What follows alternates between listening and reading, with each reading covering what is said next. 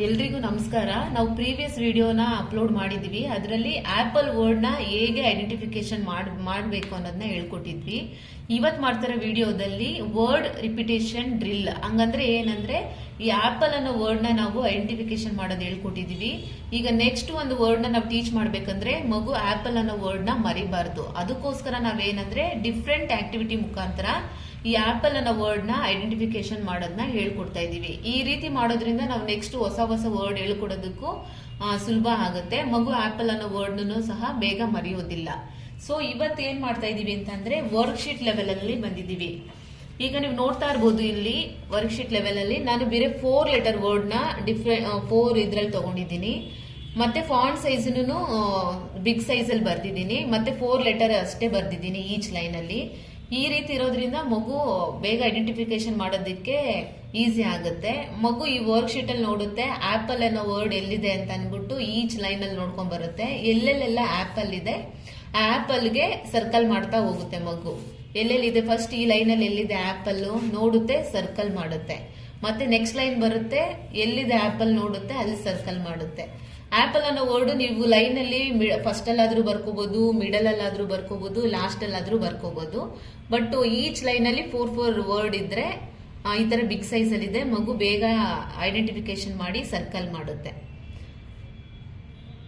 ಈ ರೀತಿ ಮಾಡೋದ್ರಿಂದ ಮಗು ಬೇಗ ಆಪಲ್ ಅನ್ನೋ ವರ್ಡ್ ನ ಮರೆಯೋದಿಲ್ಲ. ನೆಕ್ಸ್ಟ್ ನಾನು ಇನ್ನೊಂದು ವರ್ಕ್ಶೀಟ್ ಮಾಡಿದ್ದೀನಿ. ಈ ವರ್ಕ್ಶೀಟ್ ಅಲ್ಲಿ ಏನಂತಂದ್ರೆ ಈ ಶೀಟ್ ಅಲ್ಲಿ ನೋಡಿದ್ರಿ ನೀವು ಆಲ್ರೆಡಿ ಫಾಂಟ್ ಸೈಜು ನಾನು ಬಿಗ್ ಆಗಿ ಬರ್ದಿದ್ದೀನಿ. ಮತ್ತೆ ಈಚ್ ಲೈನ್ ಅಲ್ಲಿ ಸ್ಟ್ರೈಟ್ ಲೈನ್ ಅಲ್ಲಿ ಬೇರೆ 4 ವರ್ಡ್ ಅಷ್ಟೇ ತಗೊಂಡಿದ್ದೀನಿ. ಬಟ್ ಈ ವರ್ಕ್ಶೀಟ್ ನೋಡ್ತಾ ಇದ್ದೀರಾ, ನಾನು ಫಾಂಟ್ ಸೈಜ್ ಕಡಿಮೆ ಬರ್ದಿದ್ದೀನಿ, ತುಂಬಾ ವರ್ಡ್ಸ್ ಗಳನ್ನ ಹಾಕಿದ್ದೀನಿ ಪೇಜ್ ತುಂಬಾ. ಮತ್ತೆ ಬೇರೆ ಬೇರೆ ಡಿಫ್ರೆಂಟ್ ವರ್ಡ್ಸ್ ಗಳನ್ನೆಲ್ಲ ಬರ್ದಿದ್ದೀನಿ. ಸೊ ಇದ್ರಲ್ಲೂ ಮಗು ನೋಡುತ್ತೆ ಎಲ್ಲಿ ಆಪಲ್ ಇದೆ ಅಂತ ಅಂದ್ಬಿಟ್ಟು ನೋಡ್ಬಿಟ್ಟು ಸರ್ಕಲ್ ಮಾಡಿದ್ರೆ ಇದ್ರ ಜೊತೆಗೆ ಕೌಂಟಿಂಗು ಮಾಡಬಹುದು, ಎಷ್ಟು ಆಪಲ್ ಅಂತ ಬರ್ದಿದ್ದಾರೆ ಅಂತ ಅಂದ್ಬಿಟ್ಟು. ಆಪಲ್ ಅಂತ ಸರ್ಕಲ್ ಮಾಡುತ್ತೆ, ಸರ್ಕಲ್ ಮಾಡಾದ್ಮೇಲೆ ಕೌಂಟ್ ಮಾಡುತ್ತೆ ಎಷ್ಟು ಸಲ ಆಪಲ್ ಅನ್ನೋದು ರಿಪಿಟೇಷನ್ ಆಗಿದೆ ಅಂತ. ಈ ರೀತಿ ವರ್ಡ್ ರಿಪಿಟೇಷನ್ ಡ್ರಿಲ್ ಮಾಡೋದ್ರಿಂದ ಮಗು ಬೇಗ ಆಪಲ್ ಅನ್ನೋ ವರ್ಡ್ ನ ಮರೆಯೋದಿಲ್ಲ. ಇದು ಒಂದು ಆಕ್ಟಿವಿಟಿ. ನೆಕ್ಸ್ಟ್ ನಾನು ಸೆಂಟೆನ್ಸ್ ಲೆವೆಲ್ ಅಲ್ಲಿ ಹೋದಾಗ ಇಲ್ಲಿ ನೋಡ್ತಾ ಇದ್ದೀರಾ, ನಾನು ಆಪಲ್ ಬಗ್ಗೆ 5 sentence ಬರ್ದಿದ್ದೀನಿ. Apple is a fruit. Apples are good for health. Apples come in many colors like red, green and yellow. Apples are sweet. I like to eat apples. ಈ ತರ simple 5 sentence ಅಲ್ಲಿ apple ಬಗ್ಗೆನೆ ಬರ್ದಿದ್ದೀನಿ. ಮಗು each sentence ಅಲ್ಲೂ ಎಲ್ಲೆಲ್ಲಿದೆ apple ಅಂತ ನೋಡುತ್ತೆ, read ಮಾಡುತ್ತೆ. But ಬೇರೆ words ಬಗ್ಗೆ sentence ಬಗ್ಗೆ ತಲೆ ಕೆಡಿಸ್ಕೊಳ್ಳೋದು ಬೇಕಾಗಿಲ್ಲ. ಆಪಲ್ ಅನ್ನೋ ವರ್ಡ್ ನ ಐಡೆಂಟಿಫಿಕೇಶನ್ ಮಾಡಿದ್ರೆ ಮುಂದಿನ ವರ್ಡ್ ನಾವು ರೀಡ್ ಮಾಡಿದ್ರೆ ಮಗು ಅರ್ಥ ಮಾಡ್ಕೊಳ್ಳುತ್ತೆ. ಓ ಆಪಲ್ ಅನ್ನೋದು ಫ್ರೂಟು, ಅದು ನಮಗೆ ಹೆಲ್ತ್ಗೆ ಒಳ್ಳೇದು, ಮತ್ತೆ ಆಪಲ್ ಅಲ್ಲಿ ಇಷ್ಟೆಲ್ಲ ಕಲರ್ಸ್ ಇರುತ್ತಾ ಅನ್ನೋದನ್ನ ಅರ್ಥ ಮಾಡ್ಕೊಳ್ಳುತ್ತೆ.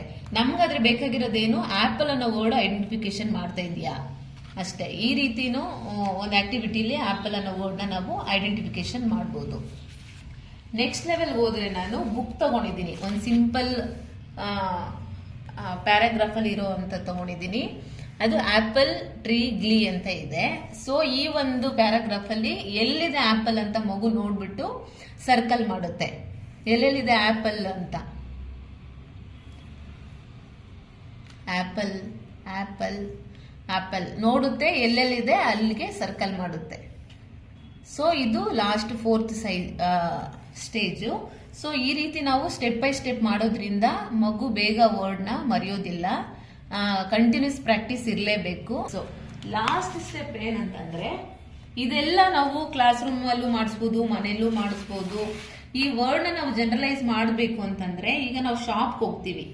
ಶಾಪ್ಗೆ ಹೋದಾಗ ಮಗು ಫ್ರೂಟ್ ಶಾಪ್ಗೆ ಹೋಗುತ್ತೆ. ಫ್ರೂಟ್ ಶಾಪ್ ಅಲ್ಲಿ ಆಪಲ್ ಎಷ್ಟೊಂದು ಫ್ರೂಟ್ಸ್ ಇರುತ್ತೆ, ಅದ್ರ ಕೆಳಗಡೆ ಆಪಲ್ಸ್ ಅಂತಾನು ಬರ್ದಿರ್ತಾರೆ, ಪ್ರೈಸು ಬರ್ದಿರ್ತಾರೆ. ಮಗು ಹೋಗುತ್ತೆ, ಎಲ್ಲ ಫ್ರೂಟ್ಸ್ ನೋಡುತ್ತೆ, ಮತ್ತೆ ರೀಡ್ ಮಾಡುತ್ತೆ ಆಪಲ್ ಅನ್ನೋದು ಎಲ್ಲಿದೆ ಅಂತ ಅಂದ್ಬಿಟ್ಟು.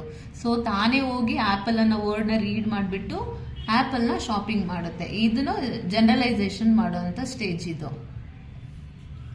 ನೆಕ್ಸ್ಟ್ ನಾವು ಡೈರೆಕ್ಟ್ ಆಗಿ ಶಾಪ್ಗೆ ಕರ್ಕೊಂಡು ಹೋಗ್ಬೇಕು ಅಂತ ಏನಿಲ್ಲ. ಈಗ ಜಾಸ್ತಿ ನಾವು ಆನ್ಲೈನ್ ಅಲ್ಲೇ ಪರ್ಚೇಸ್ ಮಾಡೋದ್ರಿಂದ, ಈಗ ಬ್ಲಿಂಕಿಟ್, ಜೆಪ್ಟೋ ಆಗಿರ್ಬೋದು, ಇದ್ರಲ್ಲೆಲ್ಲಾನು ಸಹ ಆನ್ಲೈನ್ ಶಾಪಿಂಗ್ ನಾವು ಮಾಡ್ತಾ ಇರ್ತೀವಿ. ಮಗು ಆನ್ಲೈನ್ ಶಾಪಿಂಗ್ ಅಲ್ಲೂ ಸಹ ಆಪಲ್ ಅನ್ನೋ ವರ್ಡ್ ಎಲ್ಲಿದೆ ಅಂತ ರೀಡ್ ಮಾಡಿಬಿಟ್ಟು ಶಾಪಿಂಗ್ ಮಾಡಬಹುದು. ಸೊ ಇವತ್ತಿಗೆ ಈ ರೀತಿ ಡಿಫ್ರೆಂಟ್ ಆಕ್ಟಿವಿಟೀಸ್ ಮುಖಾಂತರ ಆ್ಯಪಲ್ ಅನ್ನೋ ವರ್ಡ್ ರಿಪಿಟೇಷನ್ ಡ್ರಿಲ್ನ ಈ ರೀತಿ ಮಾಡೋದ್ರಿಂದ ಮಗು ಯಾವತ್ತಿಗೂ ಆ್ಯಪಲ್ ಅನ್ನೋ ವರ್ಡ್ನ ಮರೆಯೋದಿಲ್ಲ ಸುಲಭವಾಗಿ. ಇದೇ ರೀತಿ ಇದೇ ಟೆಕ್ನಿಕ್ಸ್ನ ಯೂಸ್ ಮಾಡಿ ನೀವು ಬೇರೆ ಬೇರೆ ವರ್ಡ್ಸ್ನೂ ಟೀಚ್ ಮಾಡ್ಬೋದು. Thank you.